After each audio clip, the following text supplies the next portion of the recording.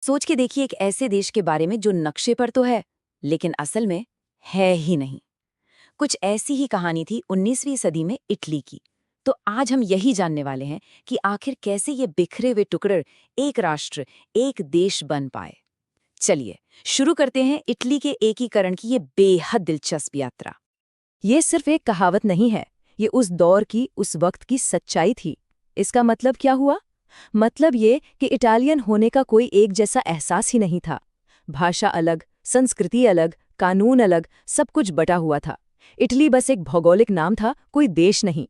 और बस यहीं से शुरू होती है एकीकरण की वो चुनौती जो उस वक्त सच कहें तो नामुमकिन लगती थी। तो देखिए, स्क्रीन पे जो नक्शा है, कुछ ऐसा दिखता था उस वक्त का इटली। एक ऐसी पहेली जिसके टुकड़े आपस में जुड़ ही नहीं रहे थे। दक्षिण में सिसिली का साम्राज्य, बीच में पोप का राज और उत्तर में तो कई छोटे छोटे अलग अलग राज्य। मतलब हर किसी की अपनी अलग ही दुनिया चल रही थी। एक जैसी इटालियन पहचान, उसका तो कोई सवाल ही पैदा नहीं होता था। तो ये तो साफ है, इटली एक देश नहीं, सिर्फ एक भौगोलिक नाम था। पर असल में जमीनी स्तर पर इसका मतलब क्या था? आम लोगों के लिए इसके क्या मायने थे? चलिए, इसको थोड़ा और गहराई से समझते हैं।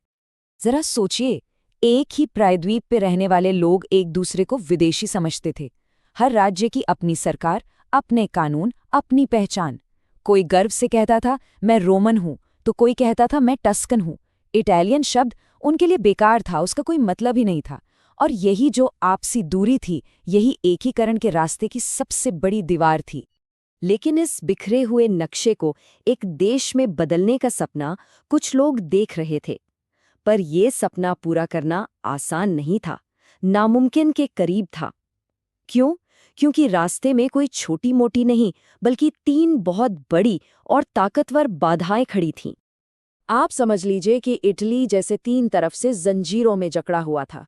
पहली जंजीर, विदेशी ताकतें, ऑस्ट्रिया और फ्रांस, जो बिल्कुल नहीं चाहते थे कि उनके बॉर्डर पर एक मजबूत पड़ोसी आ जाए। दूसरी जंजीर थे पोप।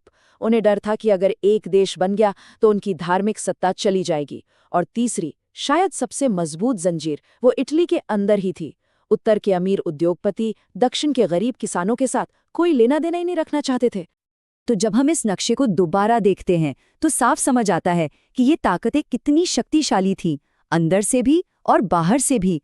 हर तरफ से इटली को बस बांट कर रखने की कोशिश हो रही थी। उस टाइम पर किसी ने सोचा भी नहीं होगा कि ये सपना कभी सच हो सकता है।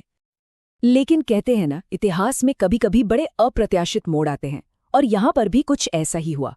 एक ऐसी बाहरी ताकत आई, एक ऐसा विजेता जिसका मकसद इटली को जोड़ना नहीं बल्कि जीतना था। पर अनजाने में ही उसने वो चिंगारी भड़का दी जो आगे चलकर राष्ट्रवाद की आग बनने वाली थी। और वो विजेता कौन था? Napoleon Bonaparte.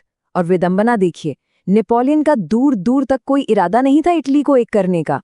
वो तो बस अपना साम्राज्य बढ़ा रहा था। लेकिन उसकी जीत ने अनजाने में ही वो काम कर दिया जो इटली के राष्ट्रवादी सालों से नहीं कर पा रहे थे। तो सवाल ये है कि नेपोलियन ने आखिर किया क्या? देखिए, पहली बार उसने इन सब अलग अलग राज्यों को एक शासन के तहत लाया। नई सड़कें बनाई जिससे सिसिली का व्यापारी मिलान के विचारक से जुड़ पाया। विचार फैलने लगे, और जब नेपोलियन हार गया और वियना की कांग्रेस ने नक्शे को वापस पहले जैसा करने की कोशिश की, तब तक बहुत देर हो चुकी थी। एक देश का विचार अब लोगों के दिमाग में घर कर चुका था। तो नेपोलियन ने जमीन तो तैयार कर दी थी, लेकिन उस पर इमारत खड़ी करने के लिए अब नायकों की जरूरत थी। और यहीं से इस कहानी में उन क्रांतिकारियों की एंट्री होती है जिन्होंने इस सपने के लिए अपनी जान तक दांव पर लगा दी। ये थे कार्बोनारी, जिसका मतलब है चारकोल बर्नर्स। ये लोग अंधेरे में छिप छिप कर मिलते थे। क्यों? क्योंकि उस वक्त खुलेआम राष्ट्रवाद की बात करने का मतलब था मौत। इनका लक्ष्य बिल्कुल साफ था, गुरिल्ला युद्ध के जरिए विदेशी ताकतों को बाहर निकालना और राजशाही को हटाकर एक ऐसा गणराज्य बनाना जहां शासन लोगों के हाथ में हो। और इसी गुप्त समाज का हिस्सा थे ज्यूसेपे मेज़नी।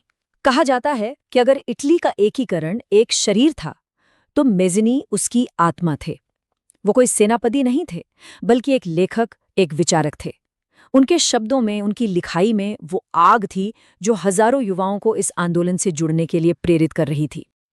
लेकिन जहां एक नायक होता है, वहाँ एक खलनायक भी होता है।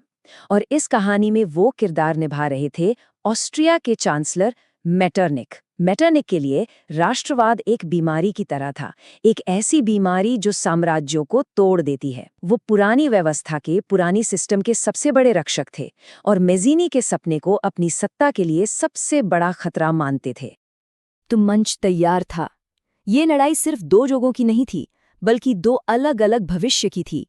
एक तरफ था मेज़िनी का सपना, लोगों की ताकत से बना एक आज़ाद देश, और दूसरी तरफ थी मेटरनिक की हकीकत, साम्राज्य की ताकत से बनी पुरानी दुनिया। और जीत तो किसी एक की ही होनी थी।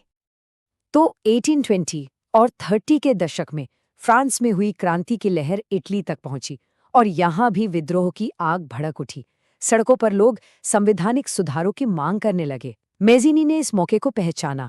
उन्हें लगा बस यही वो पल है जब इन अलग अलग चिंगारियों को जोड़कर एक बड़ी क्रांति की मशाल जलाई जा सकती है।